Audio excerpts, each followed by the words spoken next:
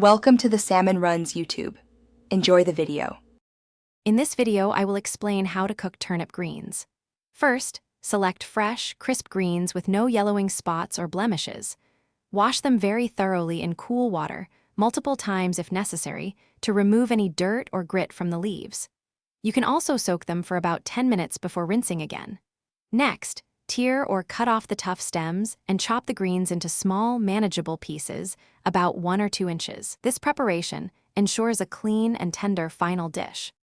Gathering your ingredients is the next crucial step for delicious turnip greens. You will need about 4 ounces of smoked meat, like bacon or ham hocks, for that authentic, savory depth.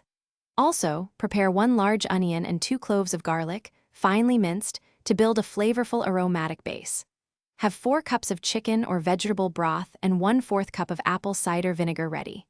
Season with 1 teaspoon of salt, 1/2 teaspoon of black pepper, and 1/4 teaspoon of red pepper flakes for a gentle warmth. Begin by rendering the fat from your chosen smoked meat in a large, heavy-bottomed pot over medium heat. This process takes about 5 to 7 minutes. Once crispy, remove the meat and set it aside, leaving the flavorful fat in the pot. Sauté the chopped onion and minced garlic in this fat until they are soft and fragrant, about 3 minutes. Add the cleaned turnip greens to the pot, stirring well as they begin to wilt down. Then, pour in the broth and apple cider vinegar, bringing everything to a gentle simmer. After adding the liquids, reduce the heat to low, cover the pot tightly, and let the greens simmer gently. This slow cooking process, lasting 1½ to 2 hours, is essential for truly tender greens. Stir them occasionally to prevent any sticking to the bottom of the pot.